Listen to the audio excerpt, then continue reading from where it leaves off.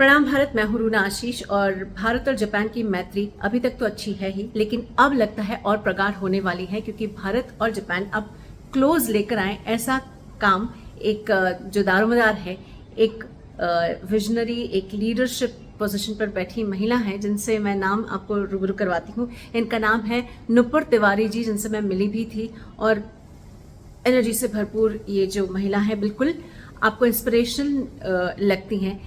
इनका काम यह है कि भारत और जापान के बीच में मैत्री को और प्रगाढ़ करना। उन्होंने एक कॉन्क्लेव का आयोजन किया था, जिसमें कि भारत और जापान के बीच में जो रिश्ते हैं, चाहे वो सैन्य रिश्ते हों, चाहे वो सांस्कृतिक रिश्ते हों, किसी भी तरीके के रिश्ते, उसको और ज़्यादा मजबूत करने की उनकी कोशिश रही है। और इस दौरान बहुत बड़े बड़े गणमान्य लोग भी इस कॉन्क्लेव में शामिल हुए थे। हमारे अगर मैं नाम लेती हूँ तो ऑनरेबल मिस्टर CB जॉर्ज, जो कि ambassador of India to Japan है, वो वहाँ पर मौजूद थे।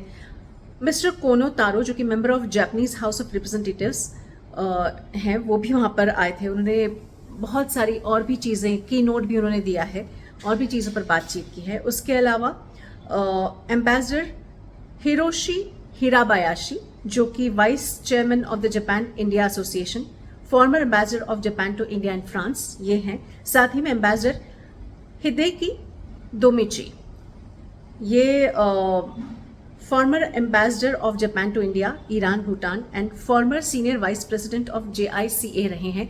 तो बिजनेस के बारे में भी बात हुई, सैन्य बल के बारे में भी बात हुई, ऑपरेशन सिंदूर के भी बारे में बात हुई। यहाँ पर ये कहा गया कि कैसे अभी तक तो कैसा था ना कि जापान को चौथी सबसे मजबूत अर्थव्यवस्था कहा जाता था, लेकिन इस मंच पर भारत कितनी मजबूती से अपनी दावेदारी पेश कर रहा है, इसके बारे में बातचीत हुई। यानी कि बिजनेस की भी बातचीत हुई, सैन्य बल की बातचीत हुई, क्योंकि ऑपरेशन सिंदूर की बात हुई है यहाँ पर।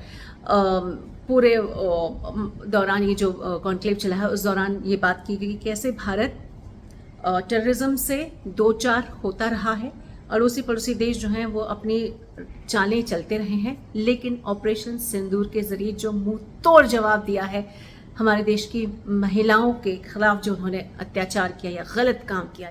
Rising India, that is Bharat, इस कॉन्क्लेव में ऑपरेशन सिंदूर के कई पहलुओं को लोगों के सामने रखा गया।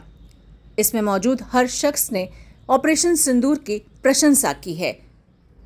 मित्रों, इस पहल के बारे में आपका क्या कहना है? कि आप कभी जापान गए हैं? और अगर जापान की कोई याद आपके दिमाग में है या कोई इमेज आपके दिमाग में है, तो जरा लिख कर बताइए। प्रणाम भारत, जय हिंद।